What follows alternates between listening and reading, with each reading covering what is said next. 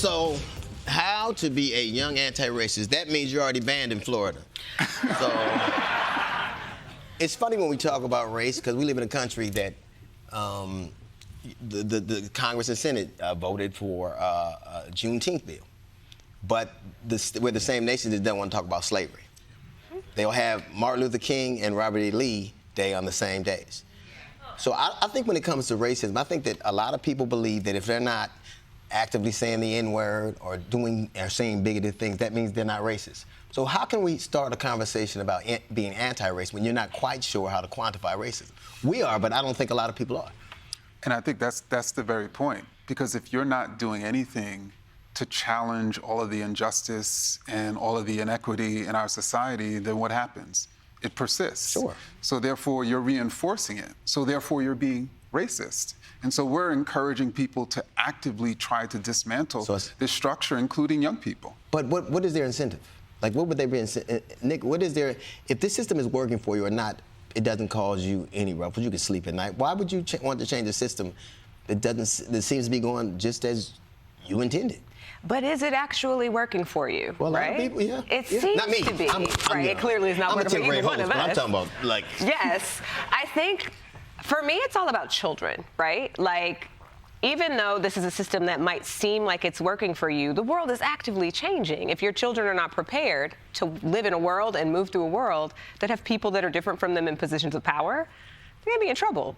Yeah, but then they try to remake the world. You see that literally, we're a nation that is run by the Flintstones and the Jetsons, and the Stones are winning.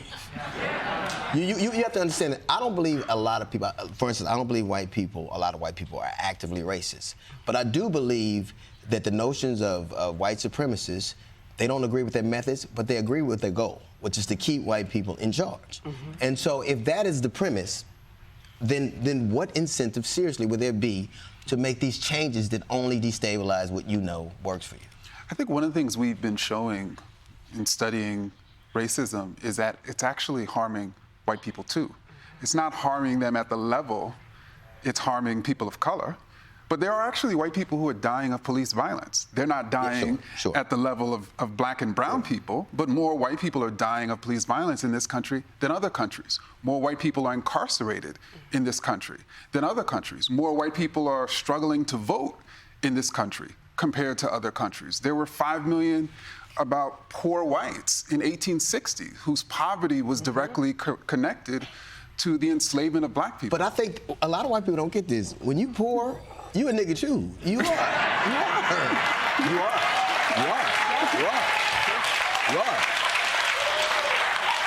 Like, I don't think people understand that generally what hurts me hurts you, what is good for me is good for you. And I think that, but there is that thing where you know, people will give their last dime to keep things a certain way as long as it hurts you. Like, look at what happened with the Obamacare Act. A lot of those people in those poor states are being hurt by that, but they don't care as long as you are. Yeah.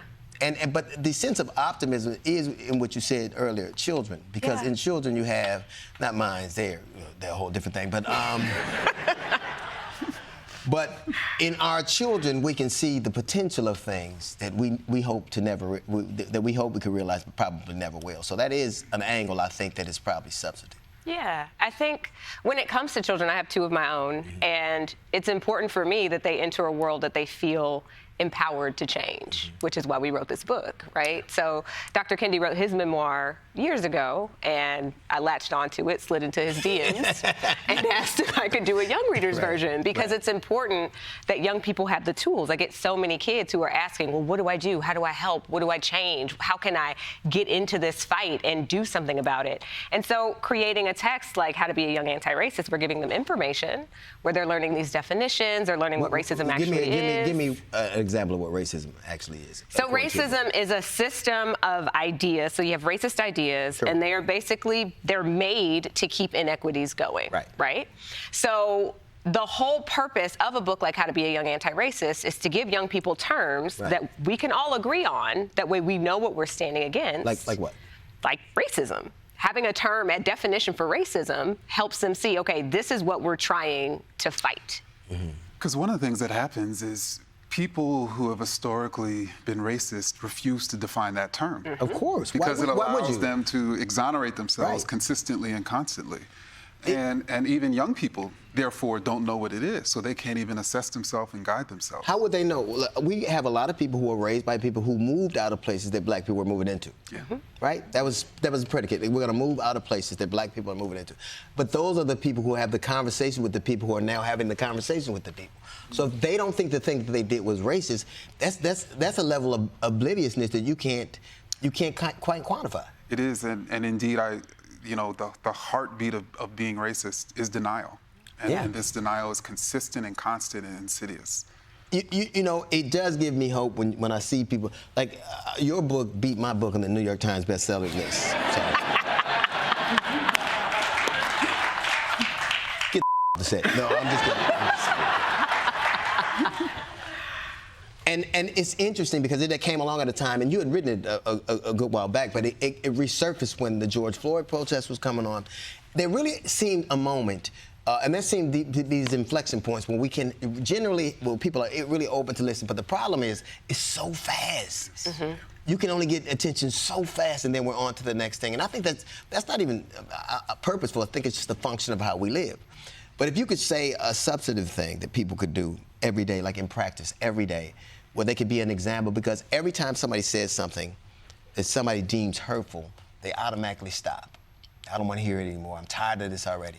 We were a slave for 400 years, but Jim Crow been around 50 years. Like, trying to not be a slave has not, we haven't had to put as much elbow grease into that.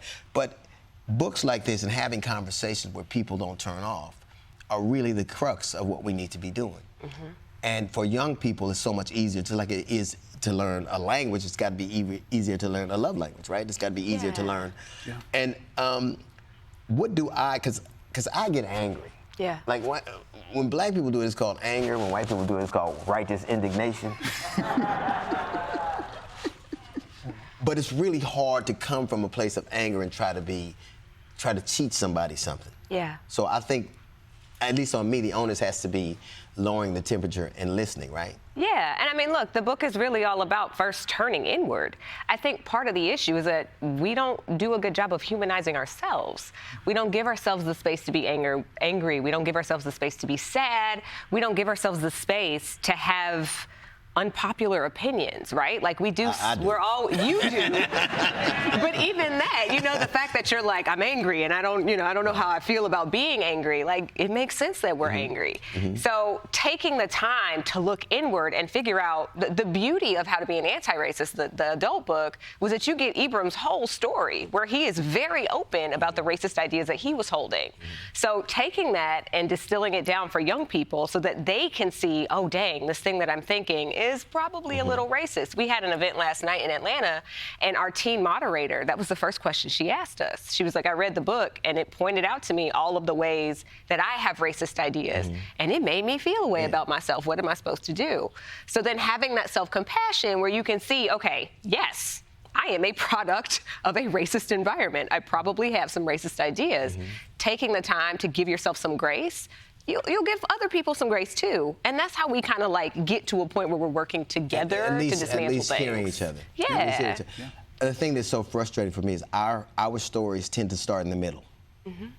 Like we were something before this, and our stories seem to start in the middle. So, and it's just like even what's going on in Florida, you don't even want us to learn our history. Like there was a time when enslaved people couldn't learn, and now it's illegal for us to learn about enslaved people. Yeah. So, it just... You spitting, boy. No.